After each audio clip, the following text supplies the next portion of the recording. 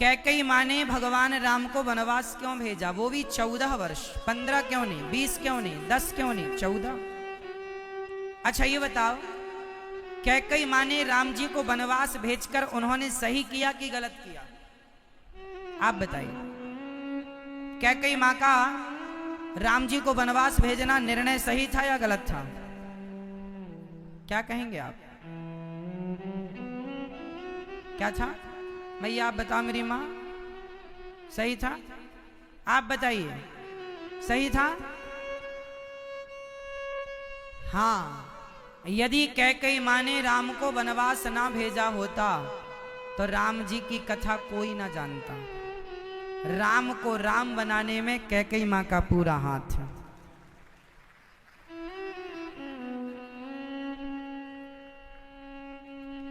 कई बार जिन पात्रों को हम गलत मानते हैं वो पात्र ठीक होते हैं। इसे जीवन में भी आप समझ कर देखिए।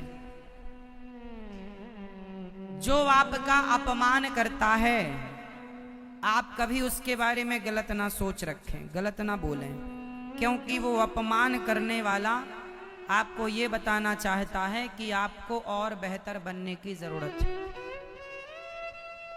आप सीख लेते नहीं हैं, आपको और बेहतर बनने की जरूरत है, वो ये कहना चाह रहा है।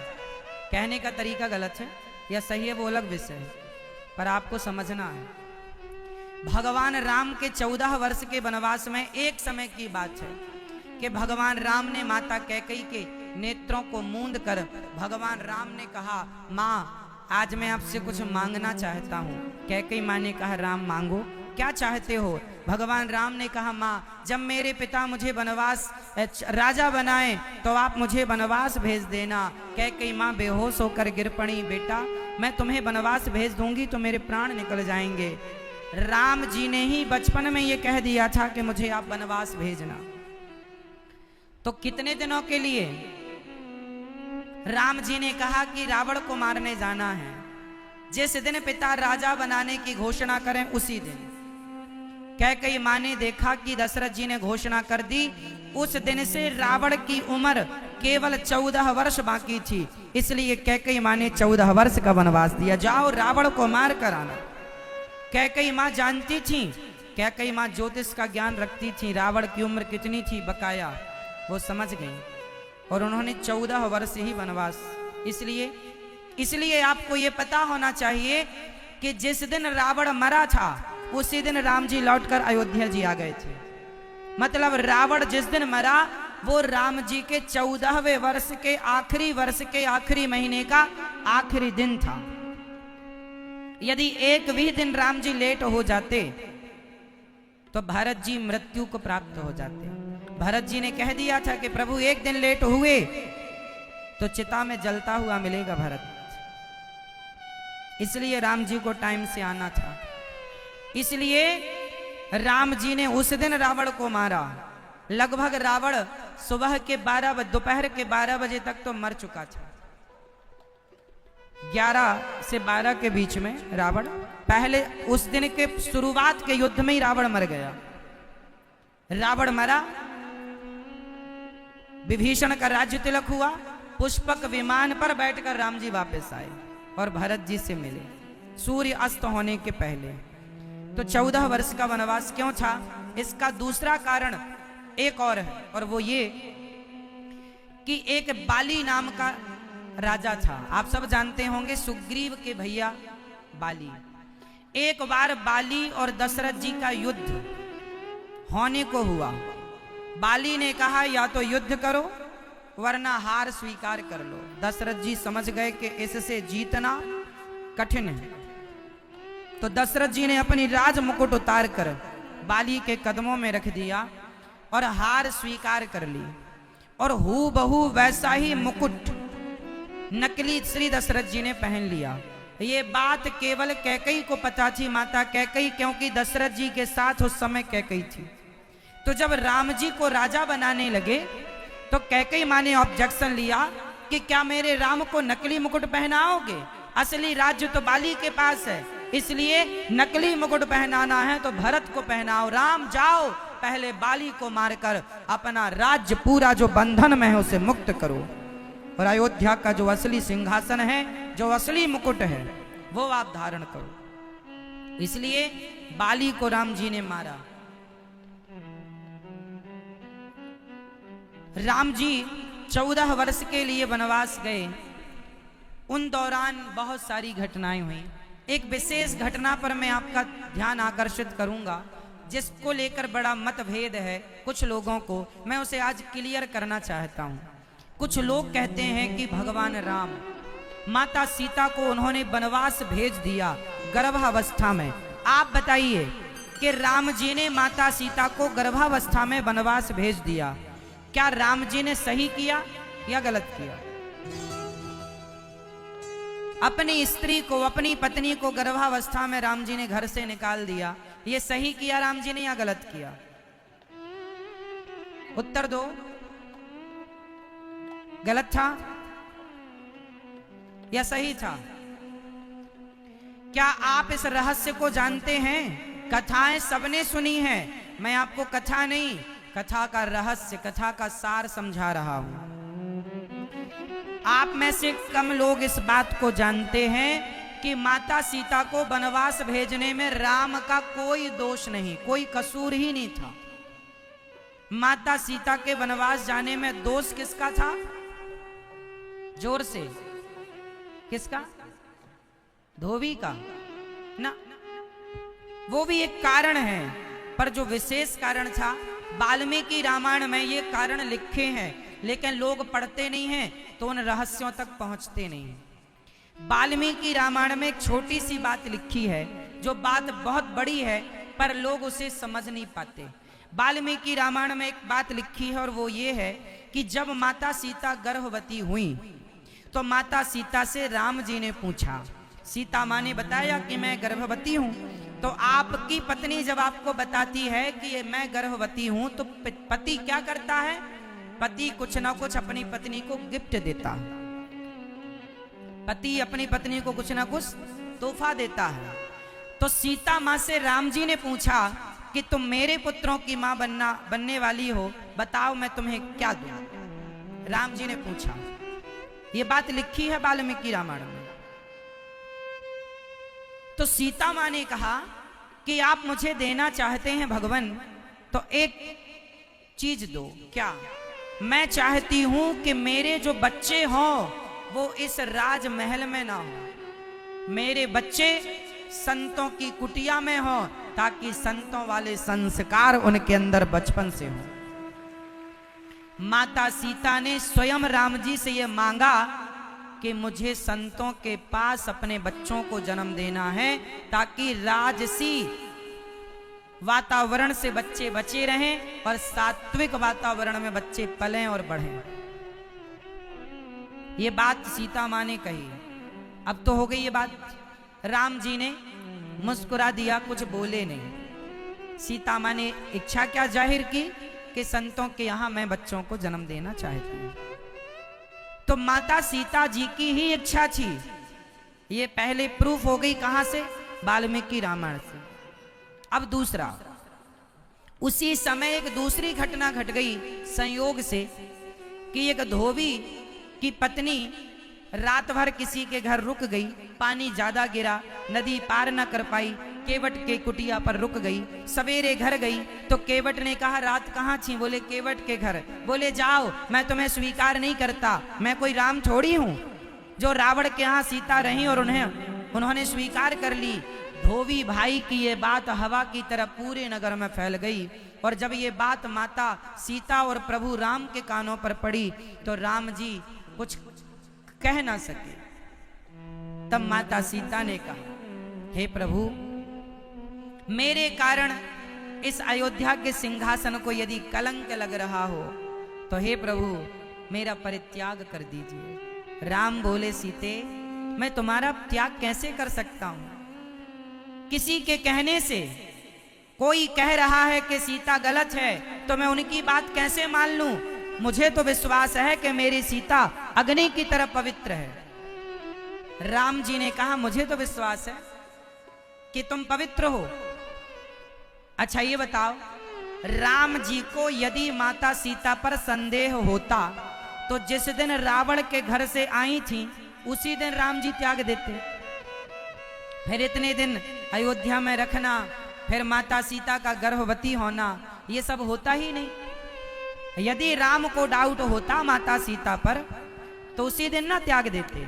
और आप एक चीज और बताओ, रावण ने जिन सीता का हरण किया था वो सीता असली सीता थी या नकली?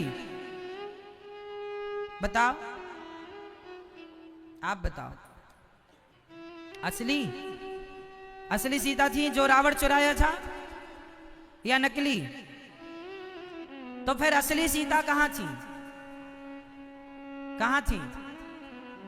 हाँ, वाल्मीकि तुलसीकृत रामायण में यह बात लिखी है कि राम जी ने सीता मां से कहा कि सीते, मैं कुछ लीला करना चाहता हूं, तुम कुछ दिन अग्नि में वास करो। तो असली सीता अग्नि में समा गई और उनकी छाया सीता, नकली सीता, वो नकली सीता कौन थी? क्या नाम था उनका? वेदवती। अभी मैं पूरी स्पष्टता से समझाऊंगा, पहले पूरी कहानी सुन लो, फिर अंत में आपको सब समझ में आ जाएगा। एक वेदवती नाम की स्त्री थी। क्या नाम था? जोर से। वेदवती नाम की एक स्त्री थी जो हिमालय में एक सुंदर से सरोवर में तपस्या कर रही थी। और वो तपस्या इसलिए कर रही थी कि हे प्रभु, मैं आपकी पत्नी बनना चाहती हूँ। भगवान नारायण की उपासना कर रही थी कि प्रभु मैं आपकी पत्नी बनना चाहती हूँ। वो वेदवती उनका नाम था। तो भगवान राम ने एक दिन रावण हिमालय गया और वेदवती को देख कर ना बड़ा आकर्षित हुआ, तो वेदवती के बाल पकड़ लिया। तो वेदवती ने श्राप दिया, हे रावण, यदि आज के बाद तूने किसी नारी को उसकी मर्जी के बिना स्पर्श किया तो तेरा सर्वनाश हो जाएगा। ये वेदवती ने श्राप दिया और तेरे सर्वनाश का कारण मैं बनूंगी। इसलिए वही वेदवती असली सीता को भगवान ने अग्नि में प्रवेश कराया। अब भगवान है, सीता मां कोई सामान्य स्त्री नहीं है, जगत जननी है। अग्नि में उनका प्रवेश हो जाना कोई आश्चर्य नहीं है। असली सीता अग्नि में, और रावण ने जिन सीता का हरण किया वो वेदवती नाम की स्त्री सीता बनी और राम जी की पत्नी का अभिनय किया। रावण जब सीता मां को ले गया, इसलिए वो वेदवती नकली सीता थी, इसलिए नकली सोने के मृग को देखकर मोहित हो गई। सोने का मृग भी नकली और सीता भी नकली, तो नकली नकली को देखकर मोहित हो गया, वरना असली सीता थोड़ी मोहित होती। वेदवती वो सीता थी और रावण ने चुराया और रावण ले गया। जब रावण मरा तो आप लोग जानते हैं कि कुछ लोग कहते हैं कि राम जी ने सीता मां की अग्नि परीक्षा ली। वो अग्नि परीक्षा नहीं थी, वो सीता मां की अग्नि से वापसी थी। फिर से दोहराओ, वो अग्नि परीक्षा नहीं थी, बल्कि वो सीता माता की, जोर से, वापसी थी। फिर जो नकली सीता मतलब माता वेदवती थी, वेदवती ने भगवान राम से कहा, हे प्रभु, मैं आपकी पत्नी का मैंने अभिनय किया है, पर मैं आपकी पत्नी तो हूं नहीं।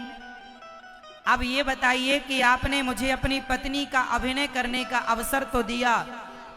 चरणों में गिर के माता वेदवती बोली, प्रभु, मुझे अपनी पत्नी होने का दर्जा कब देंगे? आप मुझे पत्नी रूप में कब स्वीकार करेंगे?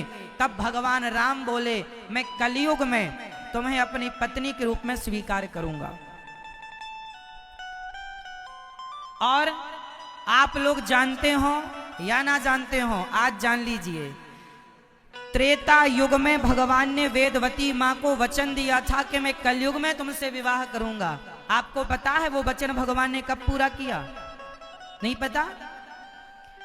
कलयुग में वो राम श्रीनिवास बन के प्रकट भये, श्रीनिवास बनकर प्रकट भये, और वही माता वेदवती पद्मावती बनकर प्रकट भई और भगवान श्रीनिवास जी का पद्मावती से विवाह हुआ, जिन्हें आज तिरुपति बालाजी कहा जाता है। कलयुग में विवाह हुआ, त्रेता का अधूरा कलयुग में। वो वेदवती, भगवान का नाम है त्रिपति। क्या नाम है? बाद में बोला गया तिरुपति, असली नाम है त्रिपति, जो 3 के पति हैं। ये घटना तब की है जब भृगु जी ने भगवान की छाती में लात मारी, तो भगवान की छाती पर लक्ष्मी जी का वास है। लक्ष्मी जी नाराज हो गई कि आप तो लात पड़वा रहे हो, हमें जा रहे हैं। तो लक्ष्मी जी नाराज होकर तिरुमला पर्वत पर आ गई। तिरुपति बालाजी कहां विराजे हैं? तिरुमला में। तो लक्ष्मी जी से भगवान ने पुनः विवाह किया। पद्मावती से भी, पद्मावती एक राजा की बेटी हुई, उनसे विवाह करने के लिए भगवान को थोड़ा कर्जा लेना पड़ा। ठाट वाट से विवाह करना था, इसलिए ठाकुर जी कर्जे में अभी तक चुकाते रहते हैं कर्जा, है ना। तो तिरुपति बालाजी के 3 पत्नियां हैं। बताइए त्रिपति जी के कितनी पत्नियां हैं? कौन कौन सी? आप तो दर्शन किए हैं बालाजी सरकार के, तिरुपति जी के।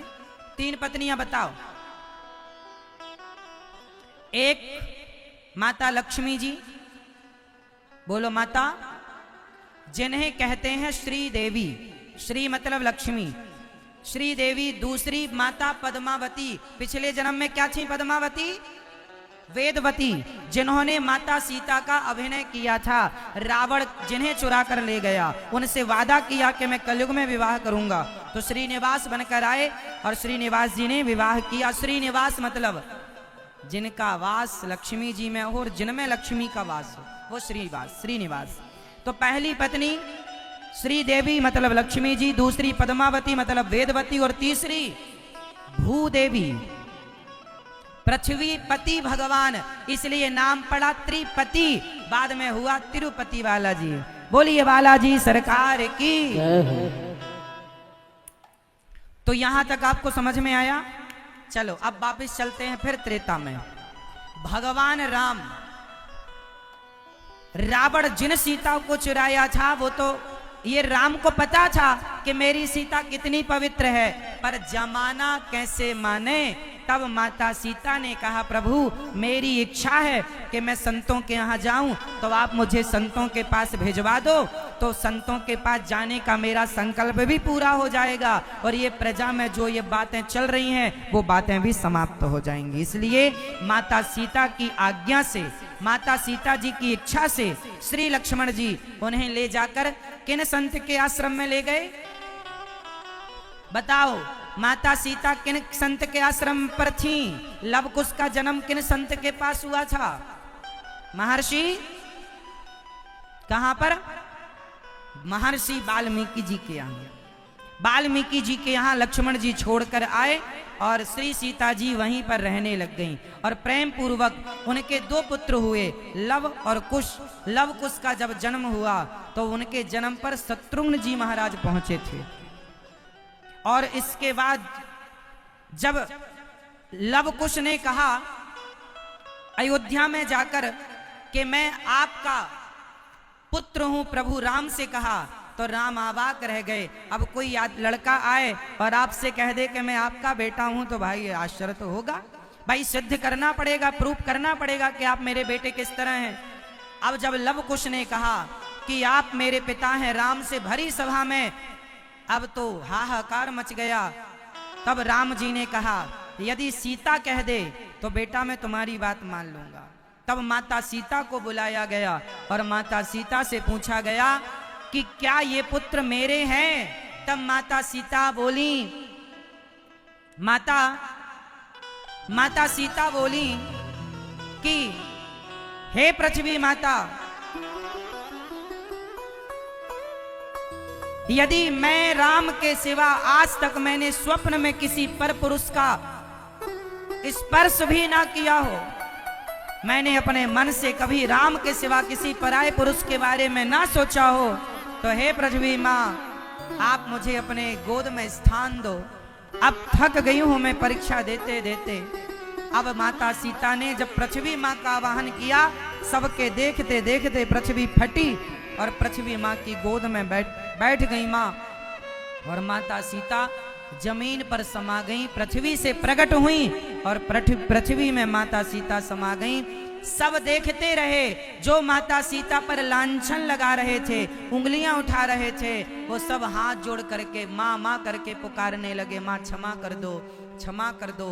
किसी का अपमान करना कितना आसान होता है, किसी पर उंगलियां उठा देना कितना आसान होता है। इसलिए कभी किसी का अपमान ना करना साहब, किसी की आलोचना ना करना, बिना पूरी बात जाने कभी किसी पर लांछन ना लगाना। माता सीता इसकी शिकार हुई और अंत में माता सीता ने अपनी पवित्रता का प्रमाण पृथ्वी की गोद में बैठ करके दिया सारी दुनिया को, और वो चली गई।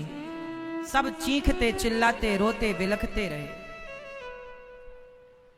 राम जी ने माता सीता का त्याग नहीं किया, माता सीता अपनी इच्छा से गई। और यहां पर एक बात मैं और आपको स्पष्ट कर दूं, एक बात बताओ, राम जी उस समय अयोध्या के राजा थे, और राजा का धर्म क्या होता है? प्रजा की बात सुनना धर्म है या पत्नी की बात सुनना धर्म है? उत्तर दो जोर से। उस समय प्रजा कह रही थी कि सीता को हम रानी महारानी के रूप में स्वीकार नहीं करेंगे, तो उस समय राम जी राजा थे, उनका धर्म क्या था? यदि वो पत्नी की बात सुनते तो प्रजा कहती राजा मनमाना है। इसलिए प्रजा की खुशी के लिए भगवान ने अपने परिवार की खुशी को त्याग दिया और प्रजा को खुश रखा। ऐसा राजा होना कठिन है साहब, इसलिए राम राज्य की कल्पना की जाती है, जिन्होंने प्रजा की खुशी के लिए अपनी खुशी का परित्याग कर दिया। और माता सीता के वनवास जाने का एक और रहस्य है, इसे मैं कथा नहीं कहूंगा, इसे मैं रहस्य कहूंगा। ये क्या है? आपको पता यदि ना हो तो ध्यान से सुनिए। जब दशरथ जी की मृत्यु हुई, तो दशरथ जी की मृत्यु होते ही, अच्छा दशरथ जी अपनी मृत्यु से नहीं मरे थे, दशरथ जी राम जी के वियोग में मरे थे। हाँ या ना? जोर से।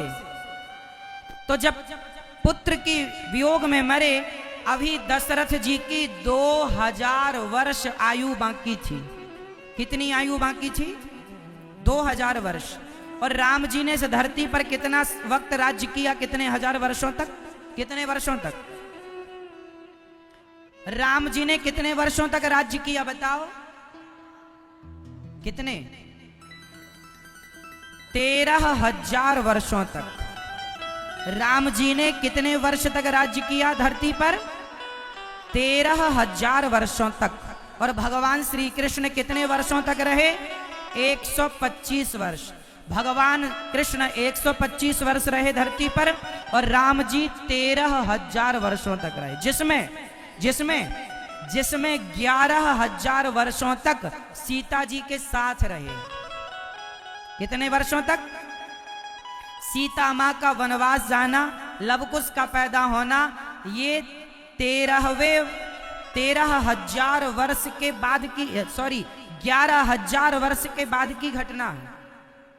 11,000 वर्ष तक तो साथ ही रहे। फिर एक कारण से सीता माँ को वनवास जाना पड़ा। वो कारण क्या था? आप समझो।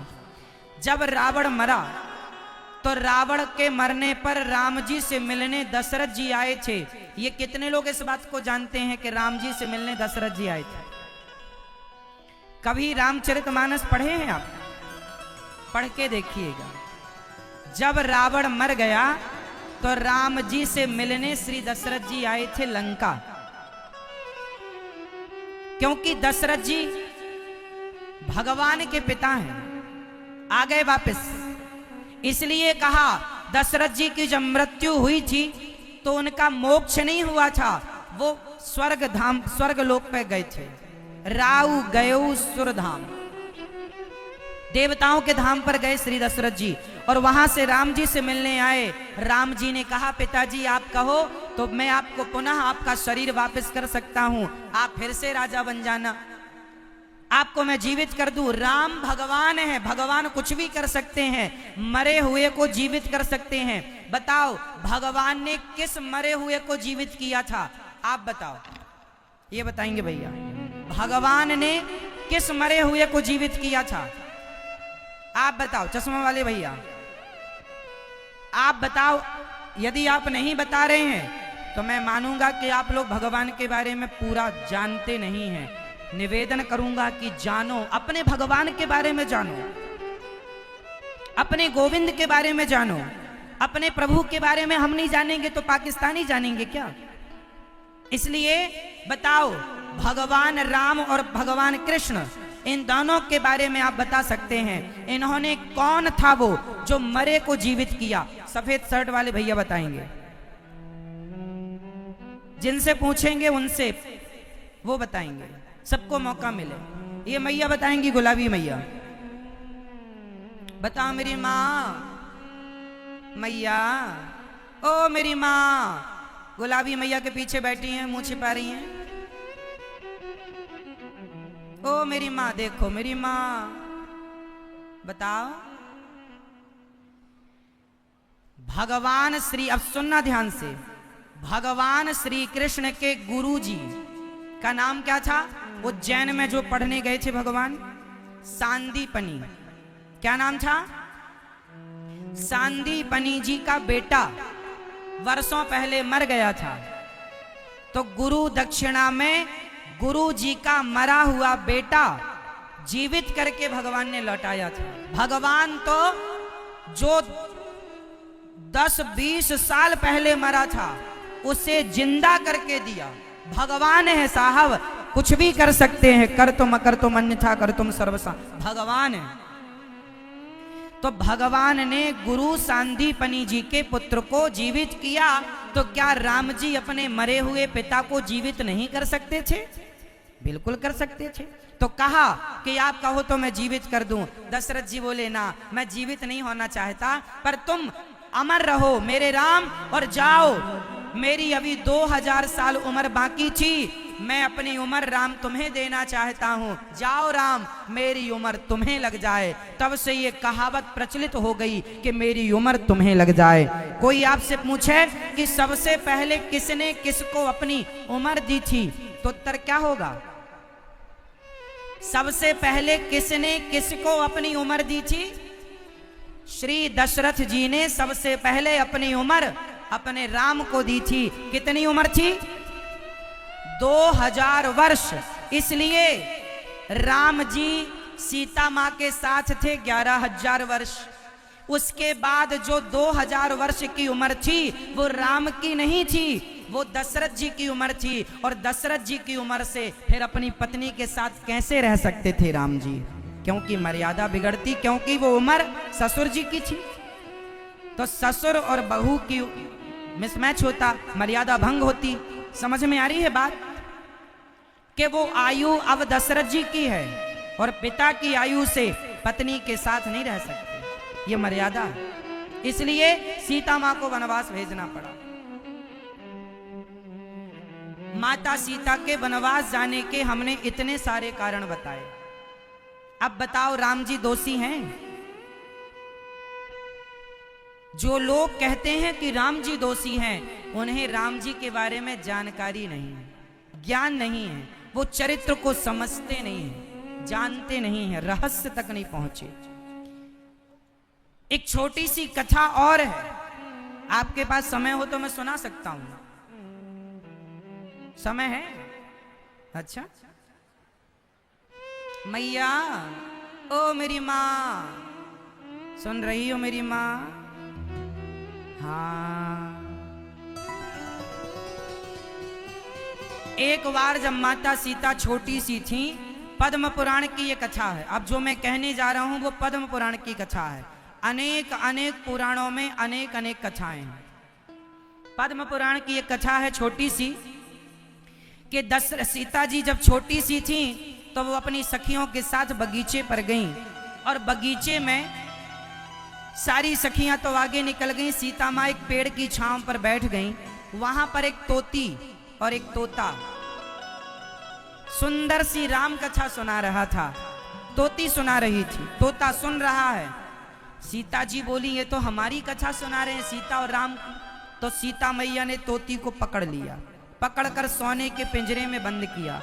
तोती ने कहा सीता से, बहन मैं गर्भवती हूँ, मुझे छोड़ दो, मैं तुम्हें रोज कथा सुनाऊंगी, पर मुझे अपने पति के साथ खुले आसमान में उड़ने दो। सीता मैया जिद पकड़ के बैठी, जो चाहेगी दूंगी, पर पिंजरे में रहकर मुझे रोज राम जी की कथा सुना। बेचारी वो तोती पिंजरे में तड़प तड़प कर मर गई। तब तोती के उस तोते ने श्राप दिया। श्राप मीन्स बद्दुआएं। जब आप किसी पक्षी को पिंजरे में बंद करते हैं तो अपने आप उसके अंदर से आपके लिए श्राप निकलता है, जिसे बद्दुआएं कहते हैं। बद्दुआओं को ही श्राप कहा गया है।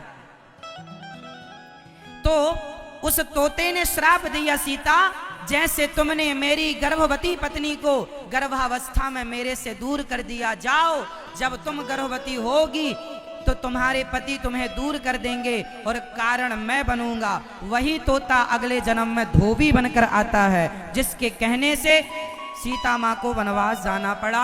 ये कथा पद्म पुराण की है। तो माता सीता के वनवास जाने के एक ये भी कार्य, वो धोबी जो है वो कोई और नहीं, ये तोता है। इसलिए आपसे कहूंगा किसी पक्षी को पिंजरे में ना रखा करो, बड़ा पाप लगता है। पक्षियों को पालने का शौक है तो घर के पास कोई पेड़ लगाओ, अपने आप पक्षी आया करेंगे, घोंसला बनाया करेंगे, वहां रहा करेंगे। सुंदर सा पीपल लगाओ, आम लगाओ, आंवला लगाओ, नीम लगाओ, इनके पास अक्सर पक्षी आते हैं, घोंसला बनाएंगे। टुकुर टुकुर देखना।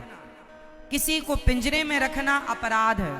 तुम्हें कोई सोने के पिंजरे में रखे तो किसी पक्षी को उसके पंख नहीं काटने चाहिए, उसे पिंजरे में नहीं रखना चाहिए।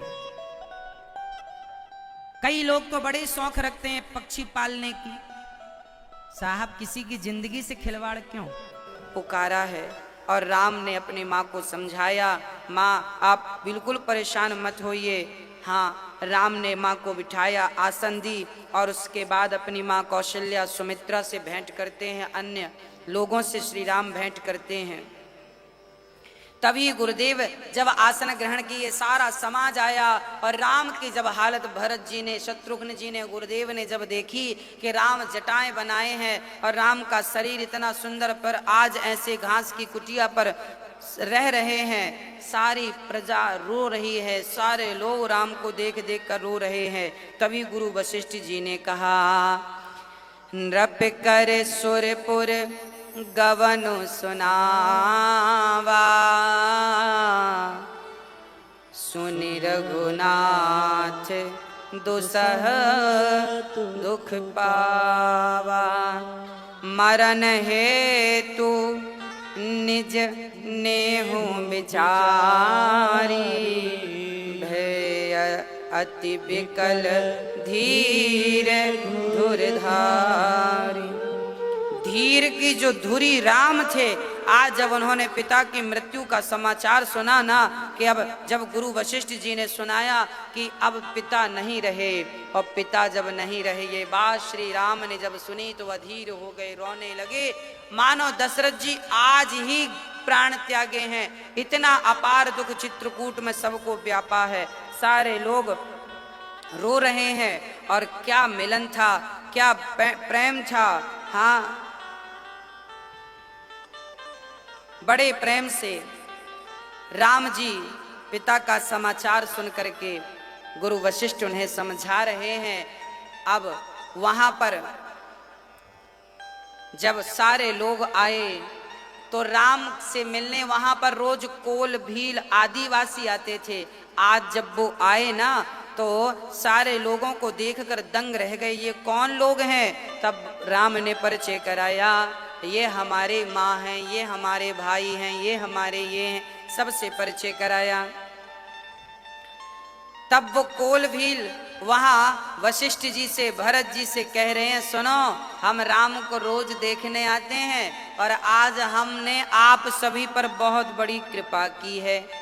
भरत जी ने कहा आपने हम पर कौन सी कृपा कर दी? बोले आपका हमने कोई सामान नहीं चुराया, क्योंकि हम तो जंगली लोग हैं, यहाँ से जो निकलता है लूट लेते हैं, पर हमने आपका अभी तक कोई सामान नहीं चुराया, यही हमारी आप पर कृपा है। भीलों की ऐसी बातें सुनकर सब बड़े प्रेम से उनको देख रहे हैं। और यहाँ रामचरितमानस में गोस्वामी जी एक छोटा सा संकेत कर रहे हैं कि सीय सासु प्रतिवेश बनाई, सादर करई सरिस सेवकाई। आज सीता ने इतने रूप बनाए कि एक सीता कौशल्या के चरण दबा रही हैं, एक सीता सुमित्रा के चरण, एक सीता माँ कैकेयी के चरण दबा रही हैं। जितनी माँ उतनी सीता बन गई और सबके साथ सीता दिख रही हैं। ये मर्म केवल राम समझ पाए। सीता आदि शक्ति जगत जननी है, कोई साधारण सांसारिक स्त्री तो है नहीं, ये जगत जननी जगदम्बा है, इनके लिए कुछ असंभव तो था नहीं। बड़े प्रेम से श्री कैकेयी माँ से मिल रही हैं और सारे लोग दर्शन कर रहे हैं। अब भरत जी मन में विचार कर रहे हैं, विचार कर रहे हैं। सुबह हुई, रात मिलने जुलने में गुजर गई। सुबह हुई, सबने स्नान ध्यान किया, एक सभा लगाई गई, गुरु वशिष्ठ जी को मुखिया बनाया गया और गुरु वशिष्ठ जी ने कहा, कहो भरत क्या कहना चाहते हो? भरत जी ने कहा, गुरुदेव आपके होते हुए भला मैं क्या कह सकता हूँ, आप ही कुछ कहिए ना, आप ही कहिए ना भैया से कुछ। तब भरत जी के शब्द निकल नहीं रहे हैं और गुरुदेव भी अधीर हो रहे हैं। तब भरत जी कहने लगे, जब गुरुदेव ने कहा कि राम तो धर्म धुरी हैं, धर्म दीपक हैं, और तब भरत जी महाराज कहने लगे, हाँ, तो गुरुदेव ने कहा कि सुनो एक उपाय है। क्या उपाय है? बोले राम को अयोध्या ले चलो और राम के बदले भरत को 14 साल के लिए वनवास में रहने दो, गुरुदेव ने कहा। तब गुरुदेव की बात सुनकर श्री भरत जी प्रसन्न हो गए, वाह गुरुदेव, और सुनिए मैं 14 साल वन में नहीं रहूंगा, तो कितने रहोगे? बोले अब मैं जीवन भर अंतिम सांस तक वन में रहूंगा। क्यों भरत, ऐसा क्यों कह रहे हो? तब भरत जी कहने लगे कि कल को यदि मैं 14 साल बाद फिर चला गया और कहीं मेरे माँ के अंदर फिर भाव जागा कि मेरा बेटा राम, मेरा बेटा भरत राजा बन जाए, तो मैं जाऊंगा ही नहीं, तो माँ का भाव जागेगा नहीं, इसलिए मैं जीवन भर यहाँ राम के लिए वन में रह लूंगा। भरत जी जीवन भर अपने भाई के लिए कानन करऊं जन्म भर बासु, यही ते अधिक ना मोर सुपासु। हाँ, जीवन भर वास करूंगा, मैं जीवन भर रह लूंगा। हाँ, ऐसी बातें जब भरत जी ने की तो राम भरत की प्रशंसा करने लगे, वाह भरत, तुम निष्कपट प्रेम करते हो, सच्चा स्नेह करते हो। सारे लोगों ने भरत की जय जयकार की और भरत जी कह रहे हैं, सुनो गुरुदेव, मैं राम जी को क्या बताऊं आपको, मेरे राम कैसे हैं। भरत जी रो रो करके सारी बातें कह रहे हैं। हाँ, रोते रोते भरत जी रो रहे हैं और रोते रोते क्या कह रहे हैं? बोले गुरुदेव मैं आपको बचपन की एक बात बताऊं, मेरे राम इतना प्रेम करते थे मुझे कि जब हम कभी खेलते थे तो खेल में राम मुझे जिता दिया करते थे और सबसे कहा करते थे कि मेरा भरत जीत गया, मेरा भरत जीत गया। तब राम बोल पड़े, गुरुदेव मैं भरत की भी एक बात बताऊं, जब बचपन में राम लक्ष्मण भरत छोटे थे ना, तब कभी राम कहा करते थे कि भरत एक मेरी पार्टी एक तुम्हारी पार्टी, चलो हम दोनों मिलके खेलते, तुम्हारी तरफ शत्रुघ्न हमारी तरफ लक्ष्मण, तुम सामने और हम सामने। तो जानते हो बचपन में भी कभी खेल में भी भरत राम के विरोध में नहीं गए। खेल में कि 2 पार्टी हो गई, आपकी ये पार्टी हमारी ये पार्टी, चलो गिल्ली डंडा ही खेलना है। तो भरत जी के बारे में राम कह रहे हैं कि भरत ऐसे थे कि खेल में भी राम के विपक्ष में खड़े नहीं होते थे। इतना प्रेम, जब राम कहते थे ना कि तुम थोड़ा मेरे से दूर हो जाओ और खेल में जरा ये करो। तब राम के बात वचन सुनकर भरत रोने लगते थे और भरत जी राम को देखते थे और कहते थे, मेरे प्रभु क्या आप मुझे अपने से दूर करेंगे? खेल में भी भरत जी कभी राम से विलग नहीं हुए, खेल में भी कभी भरत जी राम से दूर नहीं हुए। ऐसा श्री भरत जी और राम एक दूसरे के बचपन को याद करके कह रहे हैं। तभी राम ने कहा कि दो सुदेहि जननी जड़ ले,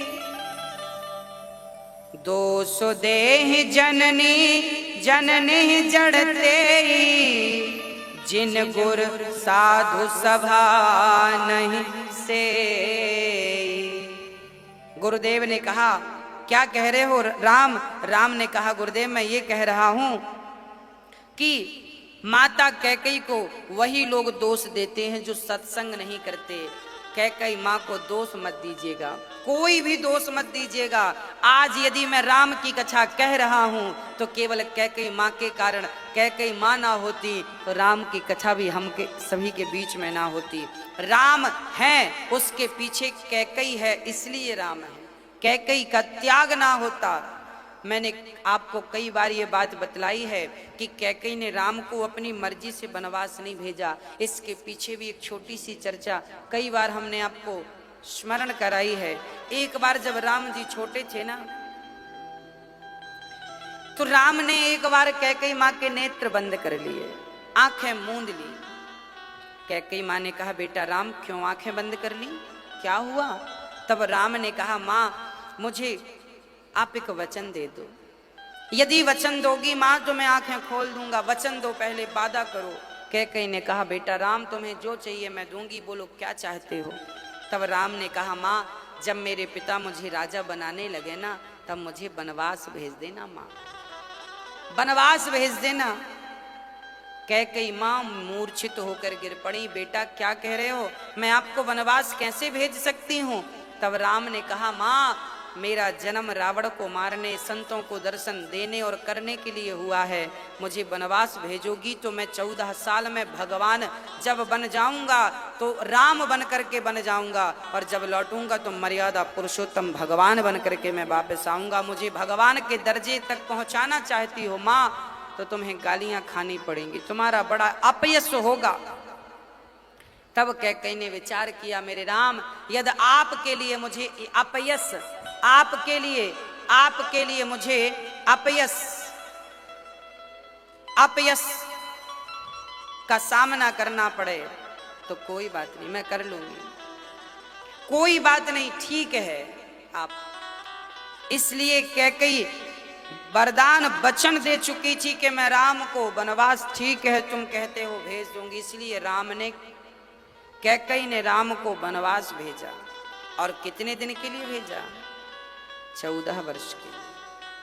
कारण तो ये भी है कि अयोध्या के असली राजमुकुट जो था वो राजमुकुट बाली के पास था।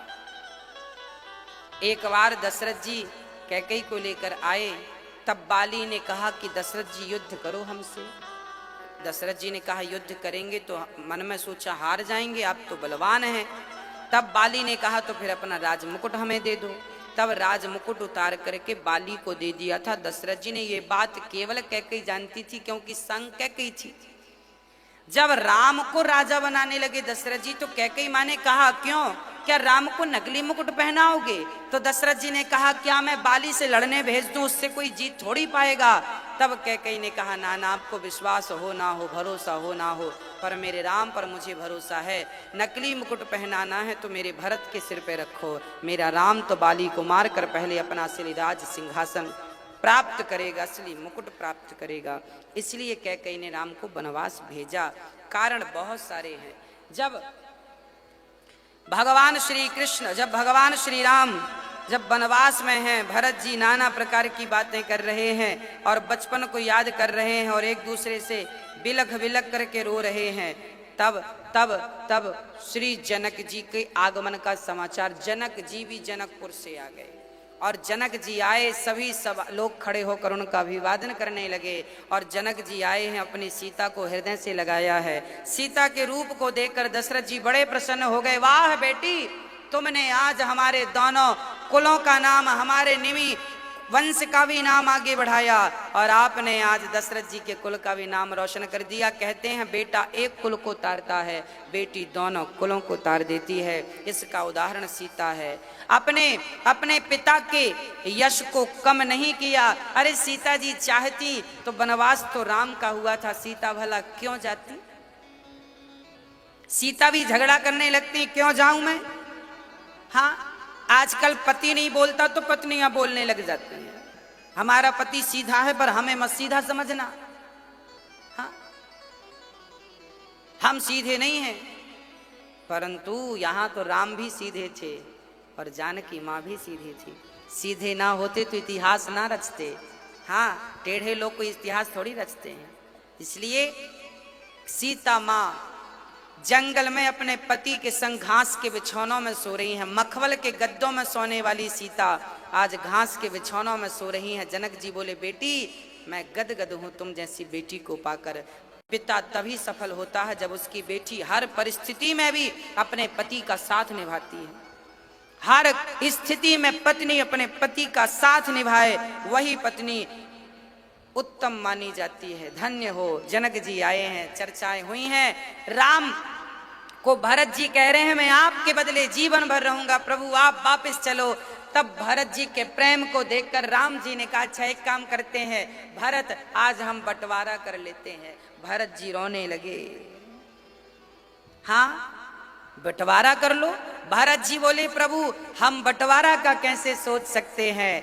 तब राम ने कहा हम संपत्ति का बंटवारा करने की बात नहीं कर रहे हैं। यदि भाई को भाई से बंटवारा करना हो तो संपत्ति का बंटवारा नहीं बल्कि विपत्ति का बंटवारा कर लीजिए, दुख का बंटवारा कर लीजिए। राम कह रहे बाटी विपत्ति सबहि मोहि भाई, तुम हहि अवधि भरी बड़ी कठिनाई। आओ हम विपत्ति बैठकर बांटते हैं, कुछ तुम हमारा दुख ले लो, कुछ तुम अपना दुख हमें दे दो। इस प्रकार चर्चा करते करते आज 5 दिवस बीत गए। अब राम कह रहे हैं देखो बहुत दिन हो गए, आप जाओ। अच्छा, अब राम से वापस जाने की कोई जिद नहीं कर रहा है। क्यों? भरत जी भी अब जिद नहीं कर रहे। क्यों?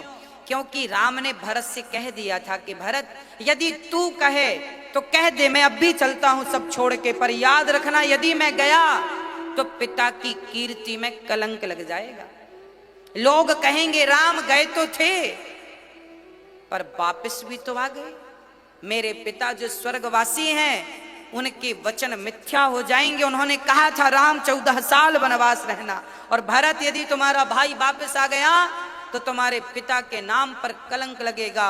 और ऐसा बेटा किस काम का जो अपने पिता के नाम पे कलंक लगाए? भरत फिर भी तुम कहते हो कि राम चलो, तो राम तैयार है, चलो तुम कहो। भरत तुम कहो, क्या तुम कहोगे? अब भरत नहीं कह रहे हैं कि वापस चलो।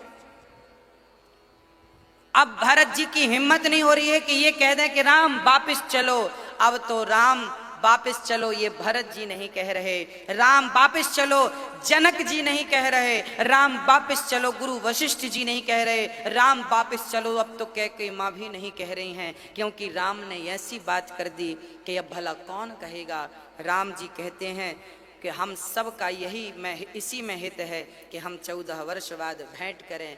और भरत अब बहुत दिन हो गए भैया, तुम तो यहाँ रह लोगे, तुम तो तकलीफ़ें उठा लोगे, पर तुम्हारे कारण ये भोली भाली जनता ना ये सो पा रही है ना ये खा पा रहे हैं, बस सब दुबले पतले हो गए, पानी के बल पर सब जिंदा हैं। सबके व्रत चालू थे कि राम को दर्शन ना कर लें तब तक देखें नहीं।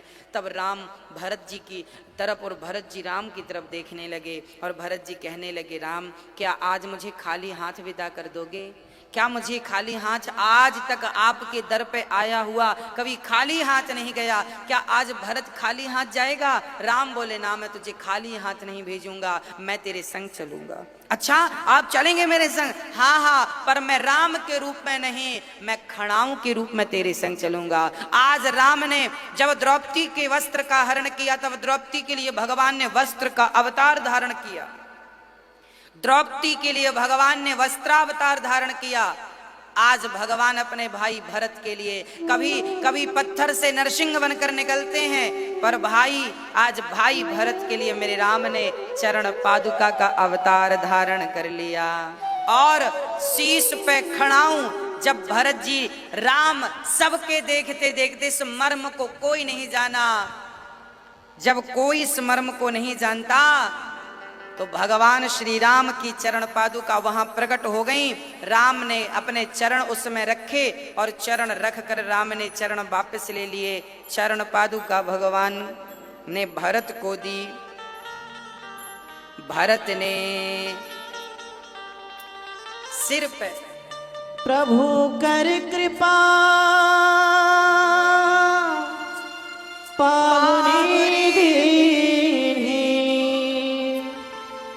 सादर भरत शीस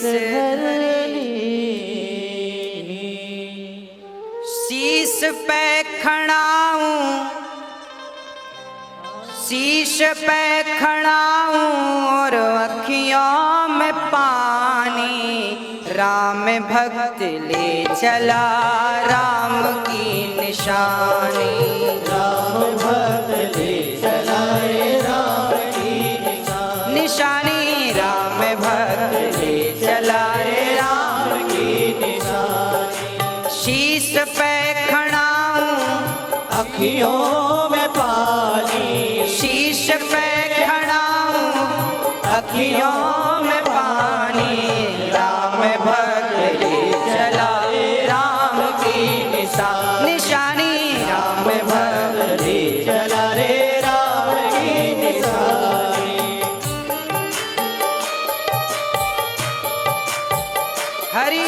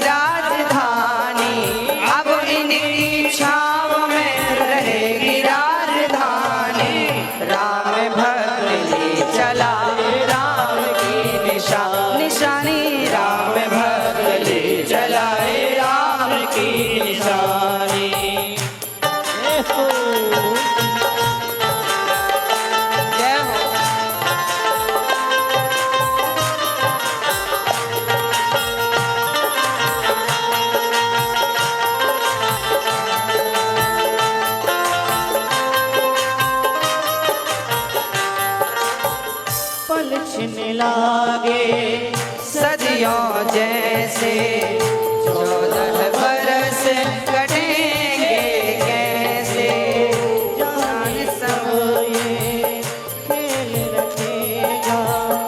14 बरस कटेंगे कैसे, जान समय का खेल रचेगा। कौन मरेगा कौन बचेगा, कब्र मिलन के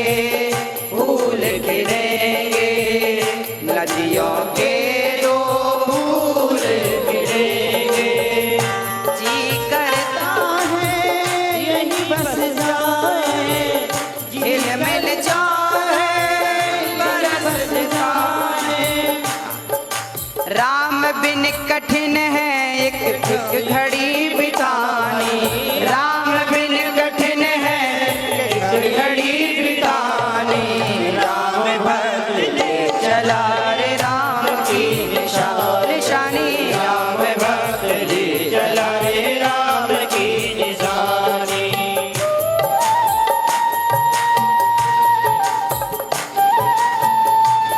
जय हो।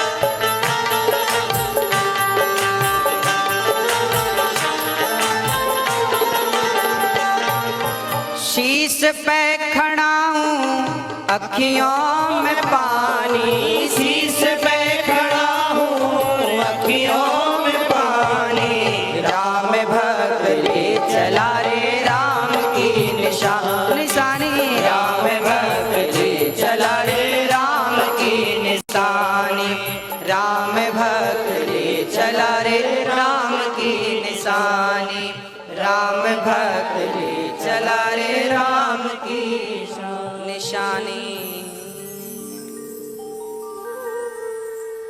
शीश अपने सिर पर शीश पे खड़ा हूँ और अखियों में पानी, राम भक्त ले चला राम की। चल पड़े भरत जी, खड़ा हूँ सिर पे रख रहे हैं, पलट पलट कर मेरे भरत जी मेरे राघव को मेरे राम को देख रहे हैं और शीश खड़ा हूँ ले चला ऐसे राम सिया जी संग हो जैसे, अब इनकी छाँव में रहेगी राजधानी, राम भक्त ले चला राम की। शीश खड़ा हूं ऐसे ले चले जैसे राम लक्ष्मण संग हो, राम सिया एक खड़ा हूं राम एक खड़ा हूं सिया, राम सिया संग हो, ऐसे भरत जी चले, जनक जी चले, गुरु जी चले, सारा समाज जब चला, राम को देखकर सब रोते रोते जा रहे हैं। और भरत जी महाराज जब अयोध्या पहुँचे तो भगवान श्री राम के प्रेम में अयोध्या नहीं रुके, नंदीग्राम में वहाँ भरत जी ने राम की खड़ाऊं रखी, राज सिंहासन पर राम की खड़ाऊं रखी, इस भाव से रखा कि ये सिंहासन राम की है और खड़ाऊं के रूप में राम जी यहाँ पर हैं। कोई भी काम करते थे ना भरत जी तो एक बार खड़ाऊं से पूछ लेते थे कि भैया मैं ये काम कर रहा हूँ क्या कर लूँ, आज्ञा लेते थे फिर वो काम करते थे। जीवन में यही सिद्धांत हमें अपनाना चाहिए कि जो भी करो एक बार भगवान से जरूर पूछ लो कि क्या ये सही है, आज्ञा भगवान की ले लो। मैं पहले ही कह चुका हूं पूर्व में कि आप जो भी कर रहे हैं भगवान को समर्पित करके करिए। मैं भगवान का हूँ इस भाव से करिए। भरत जी जमीन पर नहीं सोते हैं, 5 फीट का गड्ढा खोद के भरत जी वहाँ सोते हैं। अभी अयोध्या में कथा थी तो हम वहाँ गए थे नंदीग्राम जहाँ भरत जी थे, आज भी वहाँ पर वो गुफा है जहाँ भरत जी रहे हैं। जमीन के भीतर जमीन में राम सोते हैं तो भरत जी को लगा मैं राम के बराबर में कैसे सोऊं, क्यों ना मैं गड्ढा खोदूं। गड्ढा खोद कर भरत जी नीचे सोते हैं और बस पल पल राम राम राम राम रटते हैं, राम प्रेम का, राम प्रेम की। अच्छा एक बात मुझे समझ आई कि यदि भरत ना होते तो राम प्रेम को प्रकट ना कर पाता कोई। राम से प्रेम कितना करना चाहिए तो एक ही उदाहरण है, भरत जितना करना चाहिए। भगवान से प्रेम कितना करें? बोले भरत ने जितना किया। भगवान से प्रेम कितना करें? गोपियों ने, भागवत में गोपियों का जो स्थान है वही स्थान रामचरितमानस में श्री भरत जी का स्थान है। ध्रुव ने तो भगवान को प्रकट किया, प्रहलाद ने तो भगवान को प्रकट किया, पर धन्य है ये भरत जी जिन्होंने भगवान के प्रेम को प्रकट कर दिया हमारे और आपके लिए। प्रेम का सटीक उदाहरण श्री भरत जी महाराज। ऐसे भरत जी के चरणों में दास अपना मस्तक चरणों में नवाता है। और राम, भरत जी ने तो राम की चरण धूली मस्तक पे रखी, हम भरत जी के चरण धूली मस्तक पे रखते हैं। हे भरत जी, जितना प्रेम आपका है राम के प्रति, हमारा भी कुछ हो जाए। आप जितना तो शायद नहीं, पर एक अंश भी, एक रत्ती भी हो गया। संसार में जितनी धूल कण है, उन धूल कणों में से एक धूल कण के बराबर भी मेरा प्रेम राम के चरणों में हो जाएगा भरत जी, तो मेरी नैया पार हो जाएगी, मुझे भी प्रीति मिले, मुझे भी भक्ति मिले। अब भरत जी महाराज बड़े प्रेम से राम जी का दर्शन वहीं से भाव से कर रहे हैं। और भरत जी के बाद अयोध्या कांड यहाँ पूरा होता है। गोस्वामी तुलसीदास जी कहते हैं, जो इस प्रेम को, प्रसंग को सुनेगा, पढ़ेगा, गाएगा, सुनाएगा, उसका प्रेम राम से दिनों दिन बढ़ेगा और उसके अंदर जो भी अभिलाषा होगी मेरे राघव उसे पूरा करेंगे। नित्य पूजत प्रभु पावरी, प्रीति न हृदय समाति, मांगी मांगी आयसु करत, राज काज बहु भांति। राम का पूरा काम भरत जी ने संभाला, पर चरण पादुका को रख करके संभाला। राम ही चरण पादुका के रूप में है, ऐसा भरत जी भाव बनाते हैं। बोलिए भक्तवत्सल भगवान की। कल हम आपको आरण्य कांड की कथा सुनाएंगे। उस आरण्य कांड में कल हम नारियों के धर्म का निरूपण, कल अनसुईया जी की कथा होगी। अनसुईया जी का पावन चरित्र कल आपको सुनाया जाएगा। स्त्रियों का परम धर्म क्या है, पतिव्रता